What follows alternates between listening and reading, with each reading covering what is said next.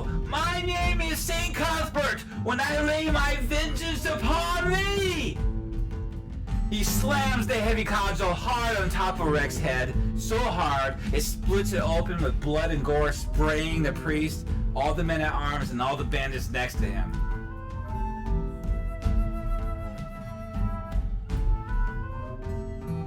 Hi, I'm David with 3 Orcs. It's been a long time since I talked about Greyhawk. I think my Greyhawk campaign part 1 was 2 years ago. I created a lot of videos in that time period over the Greyhawk campaign, which centered on the Temple of Elemental Evil.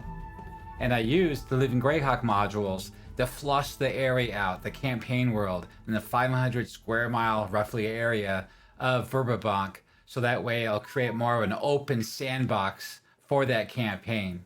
As I said many times before in my last videos, which is 2 years ago, that Gygax stated in the module that he expected for the Dungeon Master to flush the world out, to flush the campaign out. In fact, the village of Nolb only had 4 keyed areas, but there's more than 37, 38 buildings there. And that needed to be flushed out further so that way you can have a more robust campaign with a lot of NPCs, a lot of organizations, and a lot of politics to deal with that's outside of the dungeon.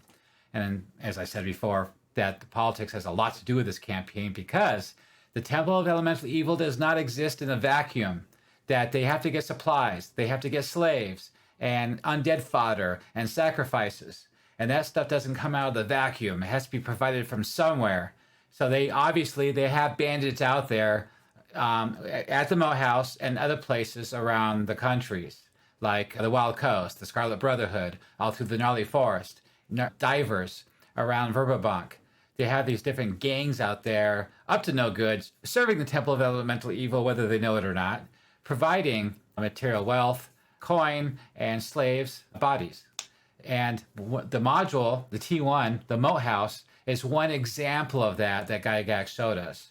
That to start a campaign, you start off in a small village, and you start peeling back the layers of the onion to find out what lies underneath, to find out the next stage, the next layer of intrigue in this campaign. Who's behind it? The next big boss, the next one, until you finally come to the final epic conclusion at the end of the module where you face off with the leadership of the Temple of Elemental Evil and, of course, a few gods.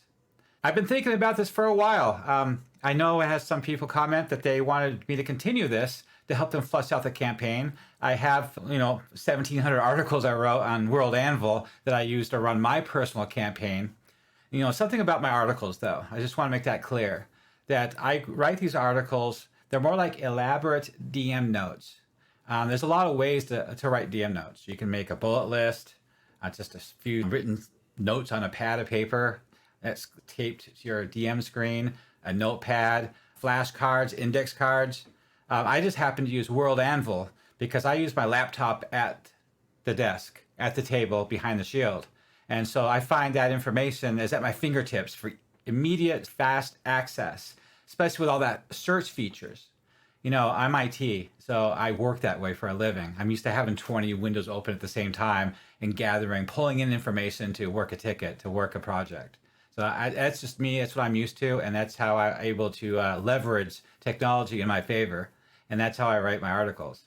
Not only that, but I also draw maps. I originally started with Photoshop, and then I went to Dungeon Pro from Steam, and that was severely lacking. That was a struggle to use. And then I finally found Wonderdraft and Dungeondraft. They both have their certain scale, macro level of range to make a map with. So one of those apps works better for a certain kind of dungeon, another one works for a certain kind of size of town or city. And so I use them interchangeably to create all these maps for the World of Greyhawk in the Verbobonc area. So I have every village within the area of Verbobonc and through the Gnarly Forest, all mapped out and keyed with NPCs, organizations, politics, leadership, everything. I've been working on this for 5-6 years now. So I want to continue with session 2 of our players in the epic campaign I'm running with the Temple of Elemental Evil in the Verbobonc area, using the Living Greyhawk modules that we ran at conventions through the 2000s. The Living Greyhawk campaign was something that WotC sponsored, published, they hosted. they had this ongoing convention campaign of modules that was designated to each state in the United States.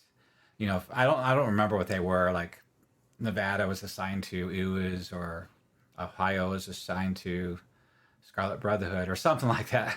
But they all had their own DMs that lived in those states. Some are better than others when it came to writing modules. But whoever did the Verbobonc series, which I'll show you here on the screen, they were fantastic. They were really good writers. And they were able to put together some very interesting scenarios with the politics of Verbobonc and the area of Verbobonc, the city, the leftovers, the remnants of the war, with the Temple of Elemental Evil area. So that campaign series was 594, which is way in the future of most Temple of Elemental Evil campaigns, which is supposed to be 576 Common Year, I believe. I'm just going off my head here. I don't have anything in front of me to think about. I'm not looking at anything to reference. So these modules were written in that timeline. So a lot of things were happening. You know, you had the agents of Uwas on the move, causing problems, the politics in the area. And you had different nobles and different politics being involved, where they were trying to steal the silver mines from the gnomes to the south, the free assembly of the gnomes. And you had Prince Jim, you know, he was on the council of Verbobonc. And there's a lot of politics going on. They're trying to oust all the gnomes out of the city. They're threatening to leave, which made the lore of Verbobonc very robust. There's a lot going on.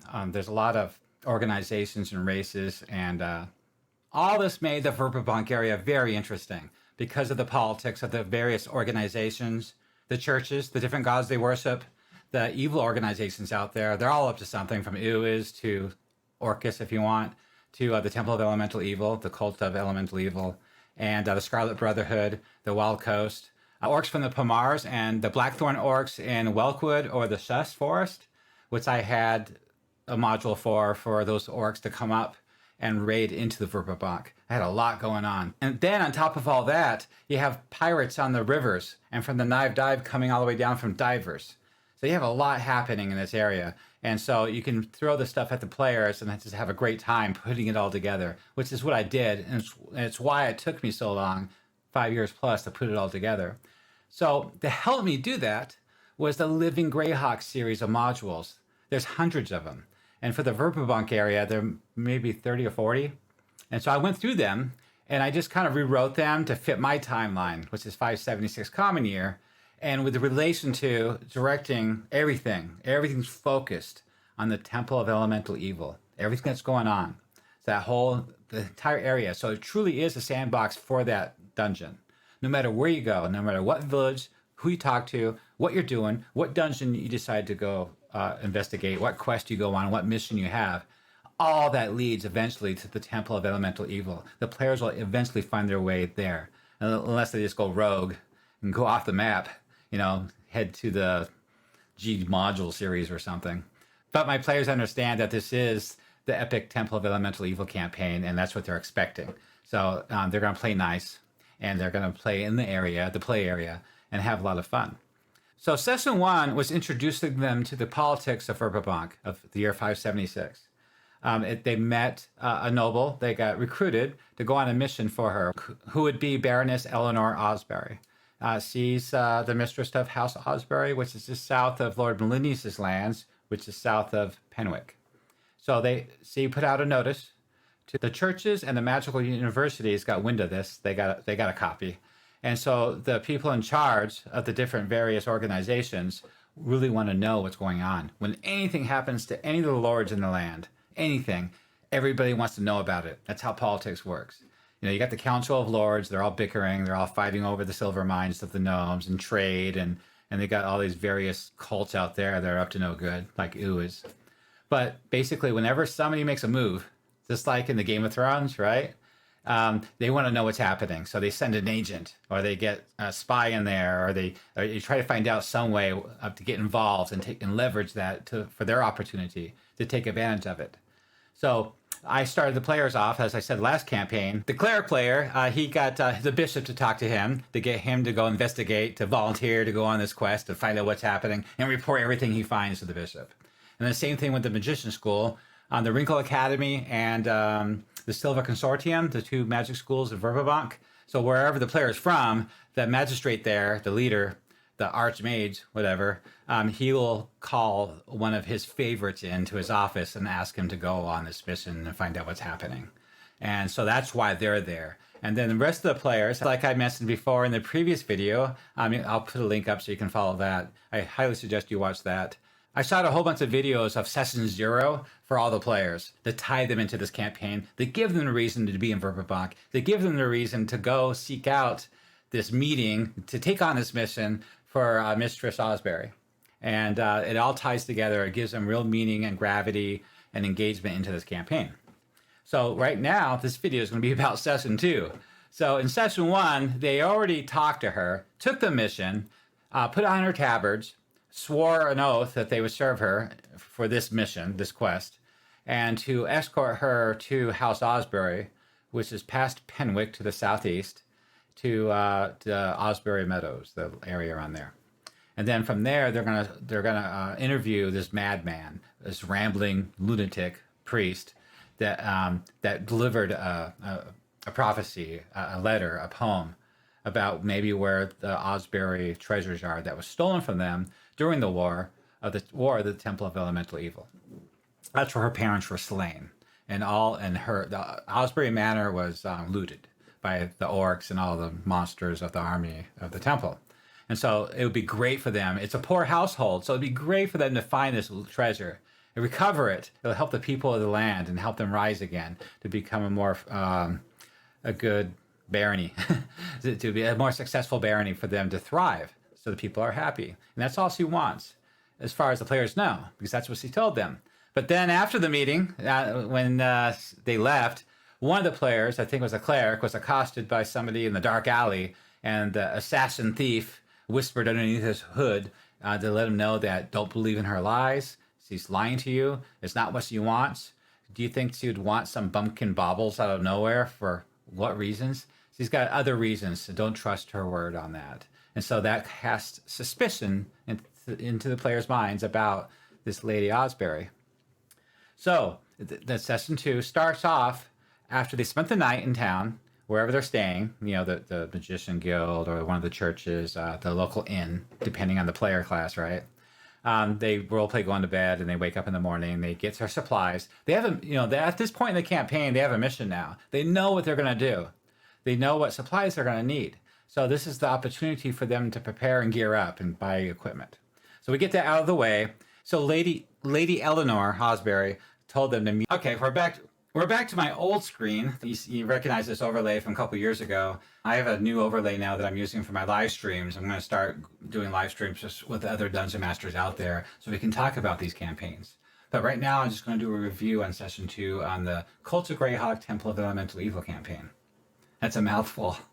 So hopefully you can see this. I made the screen a little bit bigger for you to read, but I'll go ahead and paraphrase a lot of this stuff, and I try not to just read it out loud because that'd be boring. But I'll go through it and I'll paraphrase a lot of this stuff and explain what I did and why I did it and how to balance the campaign to be fun and to tell the story. First, we start with the title, which is Temple of Elemental Evil, Day 2, radiating the 5th, which is April, it's spring. I labeled it Encounter 3, The Road to Asbury. I know that's kind of hard to read. I've got artwork on the side. This is some of the artwork I used in the game, but I'll show that later as I get to those points. As I get to those encounters later on in the video, I'll show you a bigger view of this artwork. So let me go ahead and enlarge this so you can see the type. Okay, that looks better. Perfect. So the next morning, I describe it. So Lady Eleanor Asbury, they formed in front of the Jolly's Inn. They're waiting. She greets the players as they show up, and her servant is holding the reins of her Roundsea light riding horse. All the horses have, the colors of House Asbury on them. I'll usually do stuff like that. I'll describe things. I'll narrate, describe what's happening around them. So first I'll start off with the weather. It's slight breeze with the sunrise. It's beautiful, clouds, all that kind of stuff. Looks like there might be some rain that's forming. And then we'll move on to a description of what they see when they get there. I tell them that it's a canvas-covered wagon, so they can't see in the wagon. It's tight. The ropes are lashed down tightly. And in the courtyard square in front of Jolly's Inn, there's 2 draft horses, 4 men-at-arms, wearing the House Asbury livery, and they're adjusting the straps and the buckles of the saddles and bridle. They're riding light, fast, and strong coursers. Sir Amont, the knight of House Asbury, he's there with her, of course. He's always with her. And he's tall and stern, wearing chainmail, big description of him. And then, but at the time when the players show up, Lady Asbury is in conversation with what seems to be a militant of St. Cuthbert, a cleric, in plate, shield, and a cudgel. All three are standing next to well-bred palfreys, and which is popular with nobles. I throw these little quibbits in there, to get the players on board with the meaning of the world, how the world works. So the Baroness is wearing a sensible riding breeches. He's comfortable. Description of what he's wearing, gloves and all that stuff. And they notice the players approach, and they give warm, condescending greetings to the players as they approach. And then, of course, the Baroness, being diplomatic as always, she's a high-bred noble, well-educated. I am gladdened for thy presence in this day. It is an auspicious omen that you have arrived. Of those who attended my interview, you are the most singular. As for the others, I profess most are disagreeable, presumptuous. That's a lot of words. I do not want people to be very agreeable, and it saves me the trouble of liking them a great deal. So she smiles. Then she continues. Bishop Hoffren, by the way, Bishop Hoffren is the Bishop of St. Cuthbert. He's the leader of all Cuthbert in the Verbobonc area, where the big church is here in Verbobonc. Bishop Hoffren has decided to send one of his own with us today. This is Jairus. He's a billet of the Stars Order. So Jairus nods to the group. I have a separate article for each NPC in the campaign, and this happens to be another pop-up window I created article for this player. It has everything I need to know about him there. So we'll continue the conversation, Jairus nods to your group and is quick to determine that none of you are loyal Cuthbertans or people of Verbobonc. Maybe, it depends on the players, right? His frown lightens. He considers you and seems to recognize you. So I added that if he did recognize one of the players, like a fellow priest or a wizard that came to the Church of St. Cuthbert earlier. Then he replies to Lady Asbury. Lady Eleanor, it is disappointing that you must rely on mercenaries. This obvious lack in faith is disconcerting, but compounded with a lack of experience, I would not expect the most. So he's not impressed with the players at all. Priest Javis, I note your concern. It has merit, but I have conducted an interview with each and every one, and I do have high hopes. So she then turns to the party and continues. I desire thee have tied any loose ends in repair on this journey. This adventure is much easier when you are not carrying your past. Let us quit Jollies and mount up. If you are ready, we shall begin. With luck and good weather, we will be at Asbury Manor by the late afternoon on the morrow. There we go. So now we're on the way. So we have everybody start gearing up, mounting up, getting organized, marching order, getting ready to head out the square, out the gates of Verbobonc and onto the road. But if somebody can't ride, which is often the case, somebody will ask probably to ride the wagon, which always happens for some reason. So if she does notice this, that somebody doesn't ride, she signs to the team master raiding the draft horses of the wagon. We shall suffer placement on the wagon for those who cannot ride. Let us prepare to withdraw from the city. You catch her glance at the flying banner mounted next to hers, on top of Jolly's Inn. It's the black griffin on the azure field. So last video I talked about that. Lord Linnaeus kept interrupting her interviews, and that's his banner over the inn there, next to hers. And she's worried. She glanced at it to make sure it was still there. And the players maybe noticed that, but we'll see. Depends how you want to handle it as a DM. But I sometimes I'll just give information like that away, depending on the player, the character. Other times I'll make them have a wisdom check, maybe. It just depends. So at that point, usually the more curious players will ask her about Lord Sir Simon Melinius. But her only reply to that, if they do ask her, there is a stubbornness about me that never can bear to be frightened by the will of others. My courage always rises at every attempt to intimidate me. And that's all she's going to say. So it leaves everything in mystery. You know, what's going on political-wise? What did Sir Valinius want with her? Why does he keep interrupting her? Why is he staying at this inn? You know, why is he worried about him? How come she won't give a full, truthful answer to one of the party members? You know, it adds more mystery. In combination, of course, with the assassin thief that, you know, accosted one of the players the night before, warning them that she's full of lies. Don't trust her. At that point, she's dedicated. Lady Eleanor is dedicated to this quest and will, out of necessity, tolerate some grumbling but not question her honor or her commitment to the welfare of her holding. Any character who does so will anger her, a fact that she will remember and may come into play later on in this adventure. So usually you'll get those kind of players that just won't stop. They'll keep pressing, and that'll just piss her off and make her get angry, and she'll cut them off. Then they'll notice as they leave, as they mount up and start trotting out the square down the road to the gates, somebody will notice, usually a warrior or somebody like that, that's an accomplished rider will notice how she sets a fast pace, and they might comment on that. Then I got something ready for that too. Dress at all times is a frivolous distinction, and excessive solitude about it often destroys its own aim.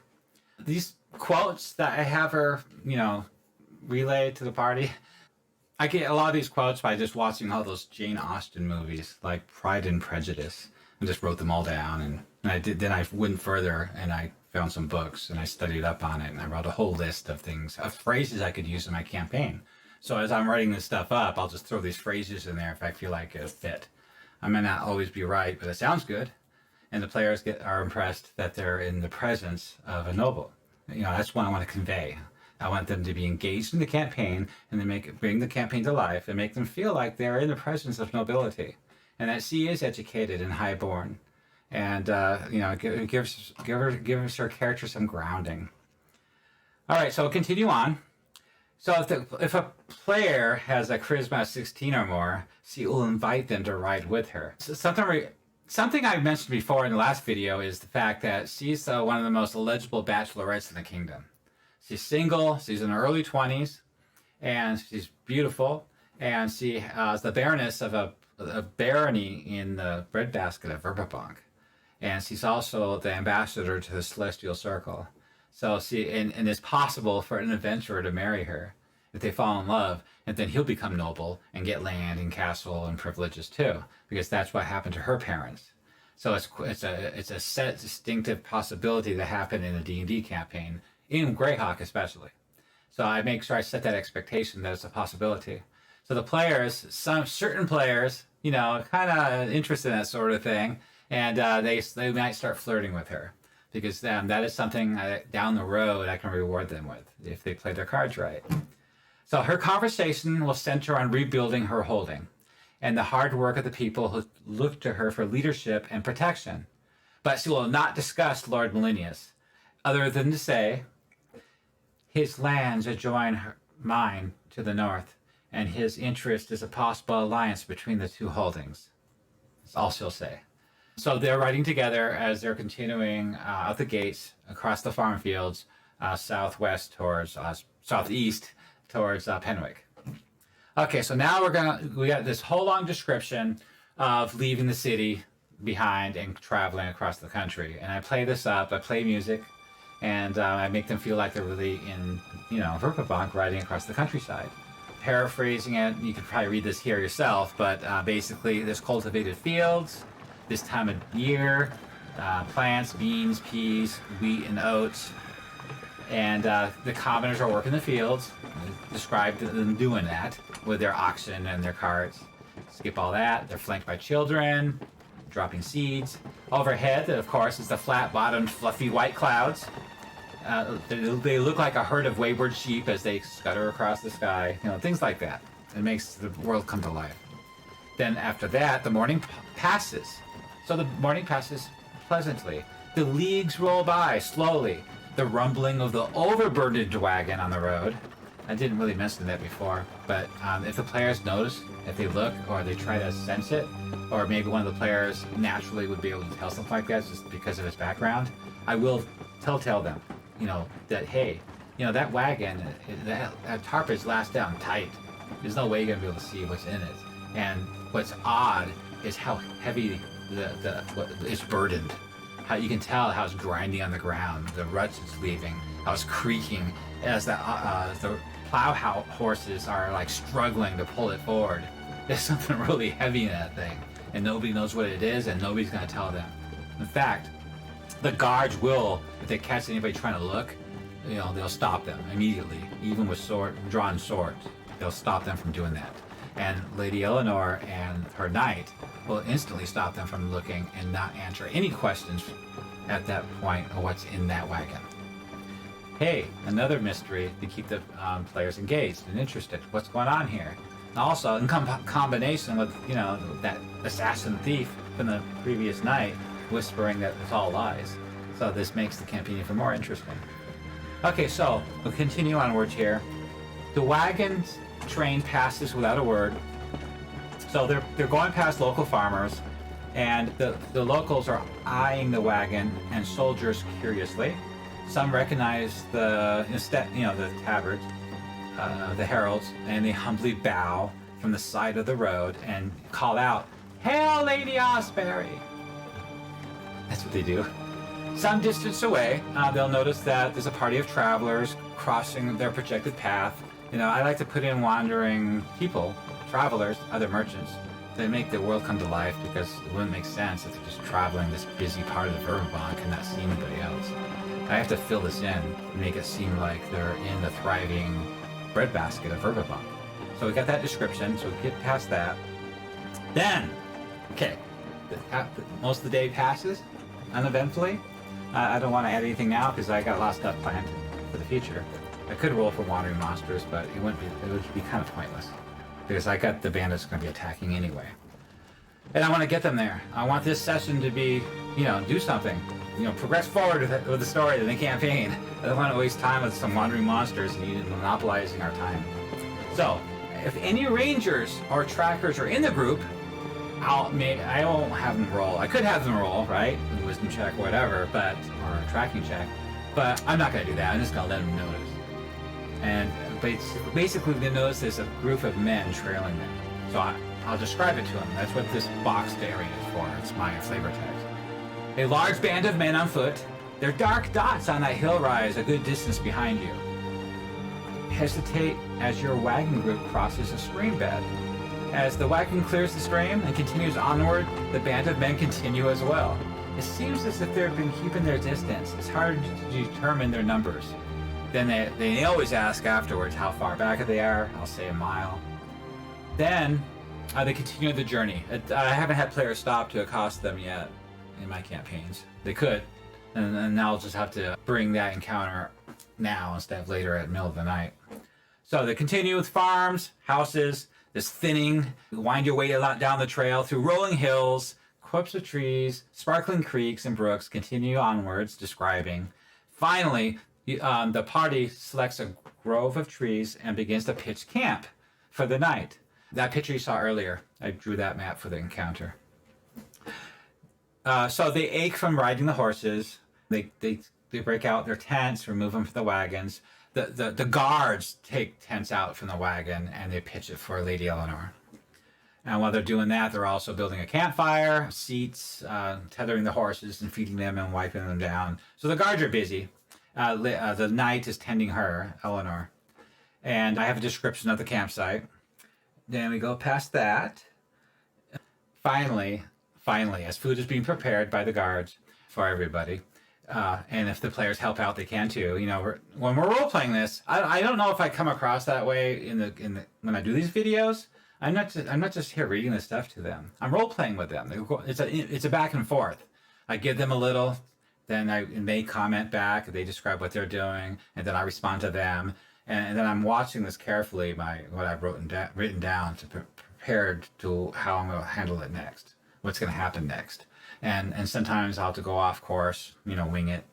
and go back, and I keep this as my course. These are my notes, and I try to stick to them. I try to come back to them and keep continuing, depending on what the players do. So the players are probably helping out, right? They're probably setting traps. They're probably setting guard. They probably volunteered to help guard for the night. That's usually what they do because they want to look favorable in her eyes, especially the ones that's flirting with her. And so anyway, after all this preparation, she finally addresses everybody. Our journey has been brisk and expect to arrive in Penwick in the morrow with no delay. Please rest for the night. Then she converses with Sir Amant.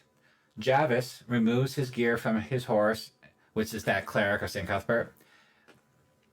Bedroll, fire pit, men at arms do likewise. Campsite continue. The squire handles the horses. So the sun finally slowly sets in the west, lighting the clouds. More description, how beautiful it is, what it feels like. I talk about Selene the moon, a red glow in the distance, trying to engage the players, bring this world to life with the description. And then finally, then I have a little comment here about what if they attempt to discover what's in the wagon during all this. So I went ahead and they find, if they're able to, this is what they're going to find in there. Usually it's a thief or somebody, or maybe somebody's having fun with a spell. What they'll find is 2 blacksmith anvils, forged tools, iron ingots, and all assortment of gear. So if they ask her about it, Lady Eleanor will say, working with the people of the holding, I had an inspiration. I would build a forge in hopes of attracting a young smith, perhaps one newly finished with his apprenticeship, that would agree to locate Asbury Manor. He must become self-sufficient. With little gold we have seems to go to purchasing tools and implements, which we would be able to make here if we only had a smith. Freedom is the only reality in wishing, willing, sensing, and striving. Another little quote I found. So she finishes that conversation with that quote. I like to finish her conversations with quotes, because it makes her sound like a noble. So she retires to her tent, and she rejoins everybody for supper. So everybody's doing their thing. Finally, as they're having a meal, after the meal, she'll pull one of the players aside to talk to him. It's usually like a knight, paladin, cleric, or somebody militant like that seems honorable. My men at arms take great pride in providing my protection, and I would not belittle your sense of duty by telling them to let your group assume the duties of night watch. But now that we are embarked on this course of action, there must be those who, for those own reasons, would see us fail. I ask that you and your friends be alert for trouble. Dun dun. There's a picture I half created. I used Photoshop, put a bunch of stuff together to kind of make it look like the wagon doesn't really look like that. All right, let's keep going. You gotta remember, I did this like 3 years ago. I'm a lot better at this now. So the players convey the information to other players, they role play. So they decide to share watch duties. They set that all up.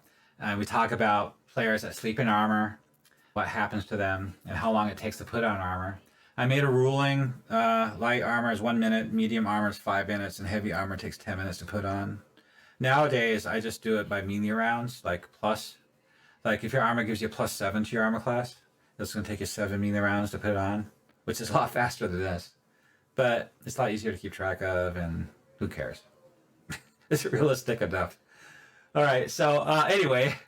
So if they have any questions for her during the campfire, during the dinner, she'll tell them more about House Asbury, if they have questions about it, because they don't know anything about Asbury Meadows or House Asbury or the manor, the barony. House Asbury's namesake, I'm just going to say some of this stuff. It's a parcel, Asbury Meadow, betimes short war granted by the Plar of Luna, great-grandfather Artemis Greensward, a most accomplished Night Ranger of the Gnarly. So she's related to the Gnarly Rangers now. Got to remember that too for the future. He distinguished himself as the leader of a group known as the Flames of the Gnarly. So there's an established tradition that sons of Asbury should each turn serve in the forest with the Gnarly Forest Rangers. She talks about that. She says the lands of Asbury is fertile, blessed with abundant rainfall, It's got a reputation for dealing fair dealings and bountiful harvest. So it's good to learn that from the players. Then she talks about her parents. She talks about the adventurer. See, this is where I was talking about earlier. Her dad, Killian Aldewain, he was an adventurer. He wasn't noble, but he became famous. And so he married Lady Aluna Greensward. So they ruled House Asbury and cared for the people and lived a long, happy life. My father was lucky to have loyal, long-term companions like Sir Almont. He served them. So the knight's pretty old. He appointed him the most incumbent station as her tutor before she was able to walk. Then the Temple of Elemental Evil's horde descended upon Asbury Manor. My father remanded my safety to Armand's care. So that's an important bit of backlore there. Where she come from, what happened to her parents. Of course, Armand protested, but he knew that with me alive, the Asbury Manor could recover. With the majority of Asbury's landsmen and guard, Armand evacuated to the city of Verbobonc. My father, Sir Killian, my mother, Lady Aluna, and 12 of Asbury's finest guard stood vigil at Whistler's Bridge. This information I got from one of the Living Greyhawk modules. And I'll put that up too, who wrote it. I'll put it up on screen for you. Unfortunately, you can't get this stuff. It's not available. It's not published. It's copyright owned by WotC, and they refuse to let anything Greyhawk be out in the world. They don't support it anymore. And I can't give it away either, so don't ask. I'll get in trouble. So anyway, Lady Eleanor, she loses focus on the fire as she's talking. She's in sorrow, and she talks about the battle of Whistler's Bridge. It's brief and costly. All that stood at that battleground died to give Armand and the rest of us time to reach the safety behind the massing troops that were to meet the horde at Emridy Meadows under the banner of his noble lordship, Viscount Wilfric. My attentive dear Armand, always mindful of his duties, given license, attended personally to my education, respectfully declining all offers of assistance from His Holiness Bishop Hoffren of St. Cuthbert and His Most Honorable Sir Alaric Melinius. That's important information there. After the battle, when she's being taken care of by Sir Almont in Verbobonc City, mind you, she was being educated there as a young girl. Bishop Hoffren of St. Cuthbert wanted to take over, and so did the father of Lord Melinius. Sir Alaric Melinius is the father of Sir Melinius now. Two different people. But they both wanted her, and for political reasons, political power. Just like Game of Thrones, right? A lot of that. I always tell people about my campaign is more a mix of Game of Thrones with Temple of Elemental Evil. So it's an epic campaign. Armand interjects, he interrupts. I felt that Eleanor must remain at Asbury Manor to learn as much from her people as from my tutelage. I made sure she grew up working alongside the farmers, herdsmen, and the craftsmen of her holding, learning their hearts and earning their love. He glanced at the Baroness with a faint smile. He obviously regards Lady Eleanor with a great amount of pride, and probably love, like a daughter. So Joris, the cleric of St. Cuthbert, he sighs quietly in disagreement, but he keeps his thoughts to himself. A lot of politics going on here, a lot of secrets, mystery, but the players, pick up on that stuff. Lady Eleanor gives Armand a warm, endearing smile of appreciation, then continues. Since I endeavor to the arts of diplomacy and politics while keeping an ever-watchful eye on the faithful people of Asbury Manor. But enough. I shall turn in for the night. Good evening. With her announcement, she stands. Armand and the men-at-arms stand and bow. Then she goes into the tent. Okay, so first watch. Blah, blah, blah, blah. Yep, fun. A lot of description, right? Campfire, night, owls, birds, critters in the night. Second watch, same thing. The campfire burns low. That's hard to read, sorry. So there's a raccoon that waddles through the camp. I just added that to scare the player. Third watch is when it happens. So it's like, 5 in the morning. A group of brigands will use their stealth ability to surround the camp. They will target the person on guard with a volley of arrows, then rush the camp. The characters who are awake and possess alertness will notice the volley of arrows with a successful check. That is from 3E. I'm going to delete that. If the arrows strike those on watch and render them unconscious, let them have a 20% chance to call out. Call out a warning. We're under attack. If the arrows miss, the guards can arouse the camp. So, I have narration. You come awake at the touch and sat up disorientated. You thought you were back at home in bed. You expected to see your home and the narrow window opening in your room, but instead you see a campfire, ruddy light on the tree trunks, flickering shadows cast by trees and branches, armed men who moved quietly around the camp. You're familiar with the way campfire looks and in the woods, but firelight... Okay, sorry. You are familiar with the way a campfire looks in the woods, but firelight hides more than it shows. And just now, you're able to imagine all manners of things out of sight, and you rub your eyes and peer around. Then I continue with that. Now, I have a ruling in my game that, we don't play Smack the Mole. It's not the kind of game I run. You drop, go to 0 and negative, you're unconscious. Somebody heals you. Next round, you pop back up again and start fighting again. And sometimes in some combats, some people go down 2 or 3 times, pop back up, charge across the battlefield, attack somebody else, start casting a spell. Stupid. It's not a good game. So what I do is the first round, somebody's woken up. That's all they do. That's what they did that round. They woke up. They're still prone. They don't know what's going on. They're confused. The next round, they're disorientated. So they're spending the whole round looking around, taking it all in, trying to figure out what's happening because they're confused. So finally, the round after that, they can react. Now, usually when they're prone, it takes a whole melee round to stand up. Depending on the situation, I might let them stand up the round before. Or they can crawl, because you can still crawl and do stuff and fight and cast certain spells in a prone position. It all depends, right? So, and sometimes they're in a tent. And that's really confusing. What's going on out there? You can remember, when you're sound asleep and somebody wakes you up in the dead of night, it's going to take a while to get your bearing and get your senses. You don't know what's going on. You're just confused. So that makes the game more realistic. Same thing when you go unconscious in battle, when somebody knocks you out and somebody heals you, brings you back.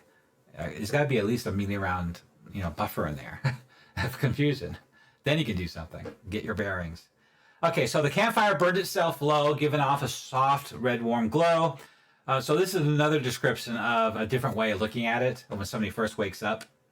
So the alarm sound of combat will awaken Lady Eleanor. She will draw a dagger, enter melee after the brigands storm the camp. And Armand will cry out, "Protect the Baroness!" At least one brigand will carry a hooded lantern, and he will smash it against the wagon and attempt to set it ablaze. That's their goal, by the way, to burn down that wagon. Those are the orders they were given, not to kill everybody. So any player may, with a successful spot check, notice that while the brigands attack the men-at-arms, and the players viciously, they will not strike at Lady Asbury. None of them will attack Lady Asbury. They'll go around her. They'll obviously stay away from her. It'll be quite obvious. Even if she enters battle, they'll back off from her. They're under strict orders not to touch her. Game of Thrones stuff, right? All right, so we'll continue. The battle should be tense, and the players and men-at-arms eventually should be able to overcome the attackers. And then the Asbury will attempt to save the wagon because it's on fire, so they have to put the flames out. She's visibly upset, so be quick to aid any of those who are injured with her healing and herbalism skills. And then I got a bunch of stats here.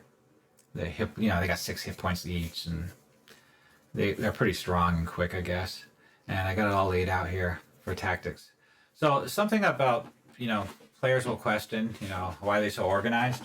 Well, there's another subplot in this campaign for one of the wizards.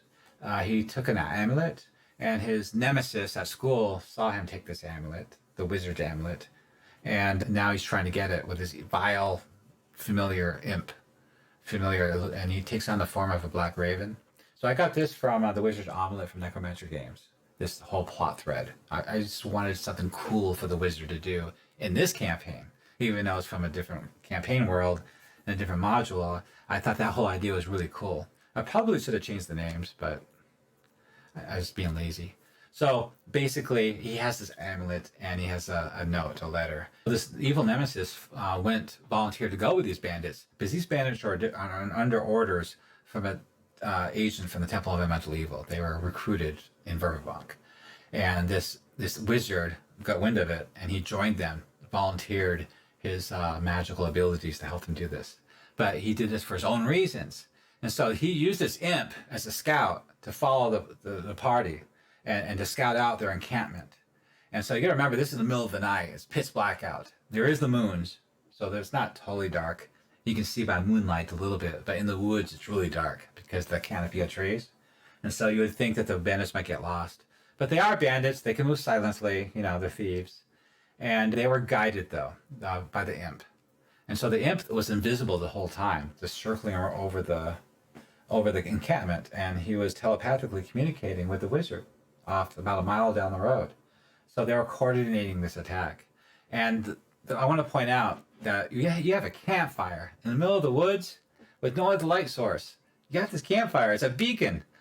All you got to tell the bandits is walk towards that light. That's where they are. Go get them. These are your orders. Set that wagon aflame. Burn it to the ground. Do not touch Lady Asbury, but kill the rest.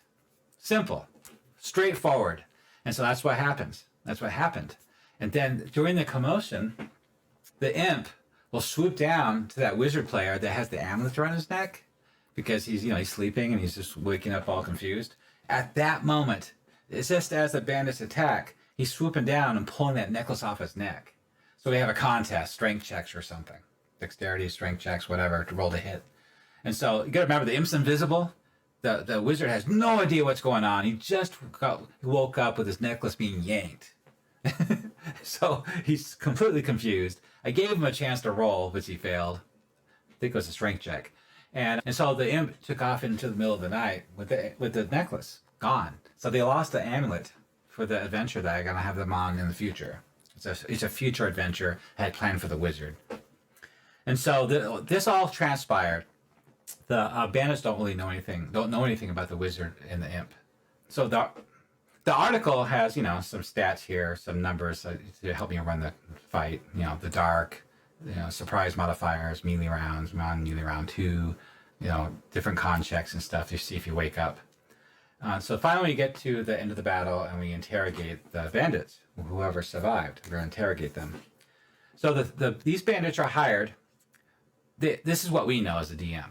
They were hired at Packard's Trough, which is a known mercenary bandit hangout in Verbobonc. It's a great drinking tavern. And they were hired by the Cult of Elemental Evil's High Priest, Lacasse Qualid. And he's another NPC that I created another article for, all about him. Everything you needed to know about him is all right there, with a picture of him too. And but he's under an assumed name. They only know his name is Lacoste, or they were told a different name. Sorry. So I got some names I wrote down for the bandits in case we need the names for role playing purposes. Bernal, Vanant, Natin. And so this is the things we can role play with bullet points during the interrogation. So they were hired to waylay the party and kill as many as possible and burn the wagon before retreating. They were also under strict orders not to harm Lady Eleanor. They never saw the face of their employer, as it was always hidden in the shadows of the inn, but the pouch of gold was convincing enough. And then they were hired in Verbobonc at Packard's Trough, and I followed the party all day. So you can convey that information to the players during the interrogation. And I got some quotes I like to use for my dialogue to help me roleplay, like, "I promise to clear out. I never return if only given a second chance. Please, I beg you, master, let me go. I will go back into the city and get an honest job. You have shown me that banditry does not pay. I have learned my lesson. Let me go. I am a mercenary. I take on jobs for merchants protecting warehouses." I got these quotes of them begging. Innocent bandits. They're playing the innocent card. Then one goes on like, How else am I going to make a living? There's no work to be had. I'm not lucky enough to be born into an apprenticeship. I have nowhere to go. Okay, so Jarl, the cleric of St. Cuthbert that the bishop sent with him, he could be a player, or he could be an extra player, a henchman, NPC, depending if the party needs him or not. I don't know if the party might not have a cleric. So this could be a cleric for the party.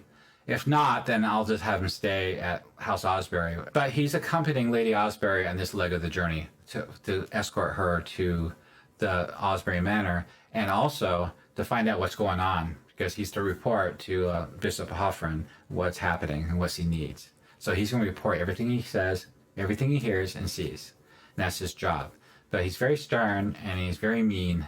And so I'll give you a good example. So the players are a little wishy-washy and they're not really interrogating the advantage well enough, which could happen because you get all sorts of players at your table. I'll have Jorah step up because somebody needs to, show the players, how to do something like this.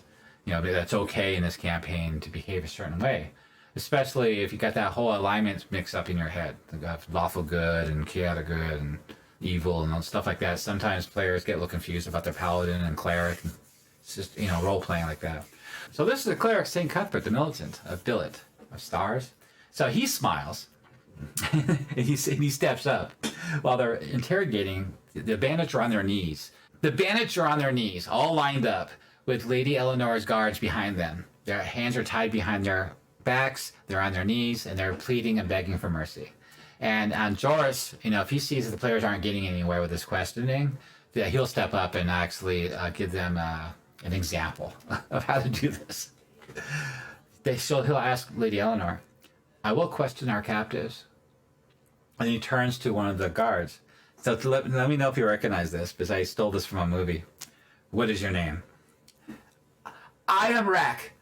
I just want to know how sorry we are. We only just meant to scare you. We only have the best intentions to fulfill our contract. The priest takes his cudgel in his hand. Then he slams it into the face of the bandit next to him, knocking him backwards, unconscious. Just floors him. Javis will say, he'll turn to that one he was first talking to. Oh, I'm sorry. Did I break your concentration? I didn't mean to do that. Please, continue. You were saying something about best intentions. So the bandit turns white. He doesn't respond. So then he says, the Javis, what's the matter? Oh, you're finished. Then allow me to retort. What do I look like? What? What land are you from? What? What is no land that I've heard of? Do they speak common in what? What? Common, you fool! Do you speak it? Yes! Then you know what I'm saying. Describe what I look like. What? Say what again? Say what one more time? I dare you. Say what one more damn time? You look like a priest? Go on. Cleric of St. Cuthbert? Do I look like a peasant? What? Slam! The mace impacts onto the shoulder, breaking his arm. Rick howls in anguish, clutching his limp arm in pain. Do I look like a peasant? No! Then why are you treating me like a peasant? No. Yes, you did. Yes, you did, Rick. And I do not appreciate your attitude. Do you know your scriptures, Rick? There's this passage that I'm fond of. Are you familiar with Cuthbert 35:17? The path of the righteous man is beset on all sides by the iniquities of the selfish and the tyranny of evil men. Blessed is he who in the name of charity and goodwill shepherds the weak through the valley of darkness. And for he is truly his brother's keeper and the finder of lost souls.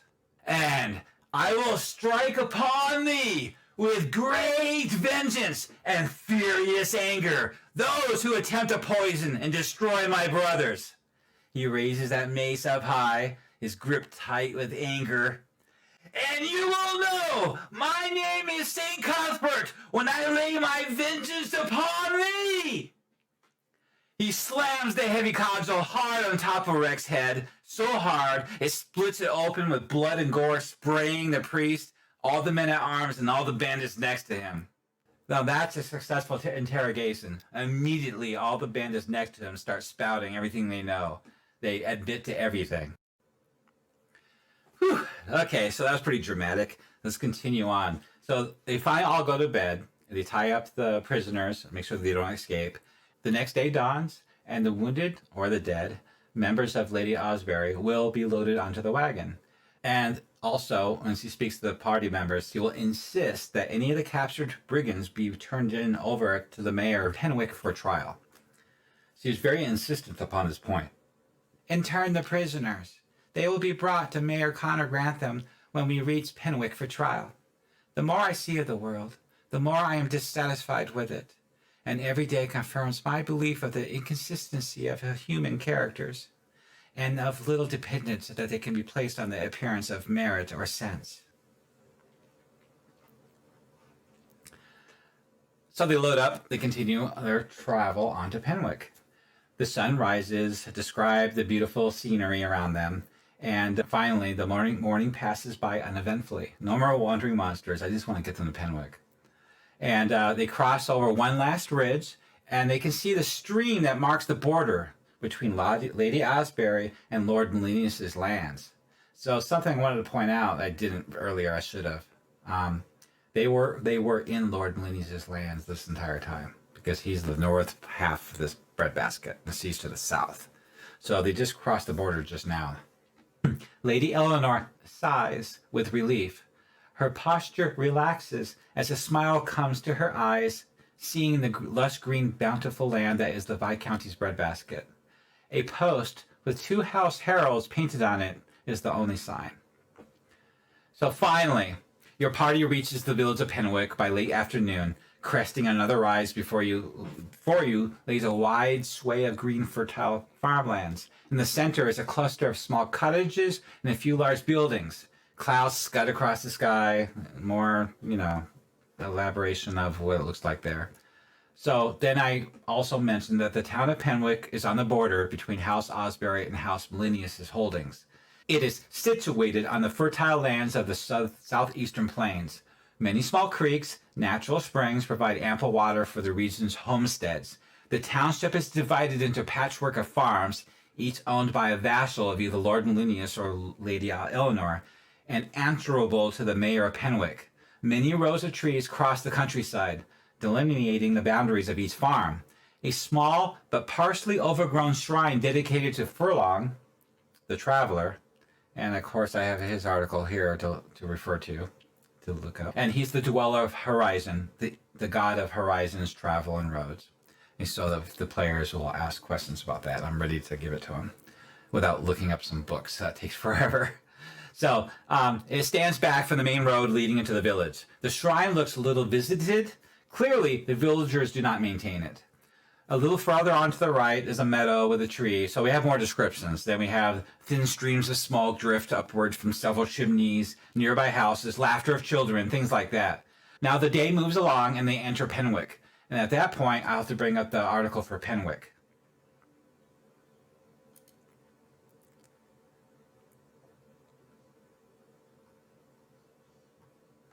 Okay, so this is an article. I did a review of this article several years ago. It's a separate video. You can get the link down below of Penwick itself. It's a full description of the entire layout with some artwork and all the politics and who runs the place. It's got all about the natural resources and the commoners who live there, all the NPCs, as you can see as you scroll through these. And then we have Mayor Connor's estate, which is a separate article. And we have the Church of St. Cuthbert, Penwick, a harness shop, a market square and tower. It just keeps going and going. Sorry, the pop-ups keep appearing here. As you can see, all these buildings or locations are fully keyed with separate articles. The Druid Circle, the Apothecary, Griffin Manor, Hide Shop, Leather Shop. And on the right-hand side, I have the map I made. That's a map I made in Wonderdraft, which is of Penwick. It's fully detailed in. And there's the a banner I made for Herald I made for House Malinius. And I made one for House Asbury. And these are the links to all the locations in town, which I believe there's 25 of them. Yeah, 25 locations. And then, of course, we have all the NPCs listed down with their own articles as well. So when they do get here, that's the Shrine of Furlong there that I made a picture of to show the players as they pass by. So as they roleplay, so this is gonna wrap up the video. So when the party arrives at Penwick, I'm able to roleplay the town for the players as they stay the night or pass on through. I'll use this article as reference to run the actual location. So at this point, this is where we end the session. And with Penwick, the article will be used to roleplay from, so that way they can interact with this location here and stay the night or buy equipment or talk to locals for whatever reasons they have, or just pass on through. I'll be fully prepared for that. Next session, on session 3, they'll get past Penwick after meeting the mayor and turning in the prisoners and continue on to House Asbury. Whew, that was a long session. Please let me know what you thought of this session, how the encounter went, what you would do if you had the bandits attack in the middle of the night like that, and how the players and the guards would behave. Leave comments down below in this YouTube, and go ahead, don't forget to subscribe, and click the link to go to my Patreon. Every member that subscribes at my Patreon encourages me to make more videos like this. Did you enjoy video? Consider tossing support on my Patreon. It's best way to support orcs. If you would like to see more content, subscribe and post comments below. It better not be bad. I'm hoping this video helps the Dungeon Master run this section of Verbobonc in their Temple of Elemental Evil campaign. I hope it flushes out their world and find that these articles are useful for you. If you'd like to download a copy of my maps or articles for my campaign, please come over, click the link to my Patreon, and subscribe there. And I have over 200 articles and maps you can download for your campaigns. Every subscriber that I do get encourages me to create more of this and continue my work supporting this campaign and also the Dalmanwood campaign. I'll go ahead and pop back and forth between the two campaigns, putting out content for both. So thank you for watching my video review of the Temple of Elemental Evil campaign session 2. I hope your campaign is just as exciting as mine was and your players have a great time. Thank you for watching.